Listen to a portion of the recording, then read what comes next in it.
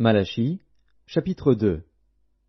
Maintenant, à vous cet ordre, sacrificateurs. Si vous n'écoutez pas, si vous ne prenez pas à cœur de donner gloire à mon nom, dit l'Éternel des armées, j'enverrai parmi vous la malédiction, et je maudirai vos bénédictions. Oui, je les maudirai, parce que vous ne l'avez pas à cœur. Voici, je détruirai vos semences, et je vous jetterai des excréments au visage, les excréments des victimes que vous sacrifiez, et on vous emportera avec eux. Vous saurez alors que je vous ai adressé cet ordre, afin que mon alliance avec Lévi subsiste, dit l'Éternel des armées.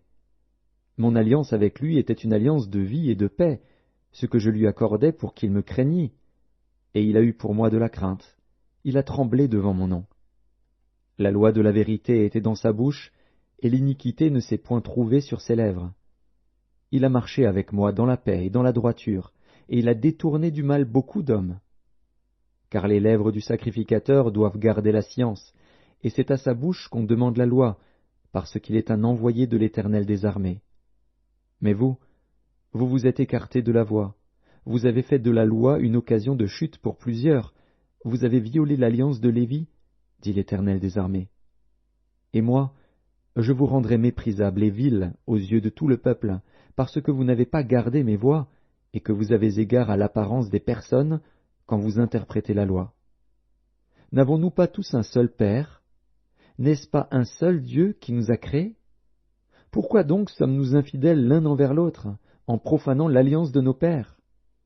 Juda s'est montré infidèle, et une abomination a été commise en Israël et à Jérusalem.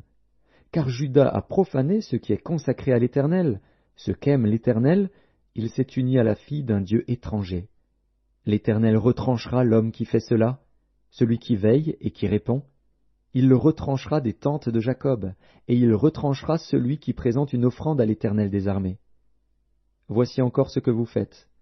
Vous couvrez de larmes l'autel de l'Éternel, de pleurs et de gémissements, en sorte qu'il n'a plus égard aux offrandes et qu'il ne peut rien agréer de vos mains.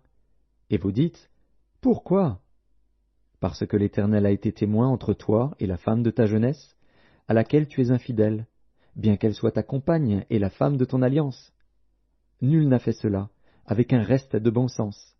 Un seul l'a fait. Et pourquoi? Parce qu'il cherchait la postérité que Dieu lui avait promise.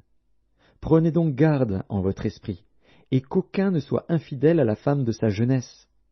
Car je hais la répudiation, dit l'Éternel, le Dieu d'Israël, et celui qui couvre de violence son vêtement, dit l'Éternel des armées. Prenez donc garde en votre esprit, et ne soyez pas infidèles.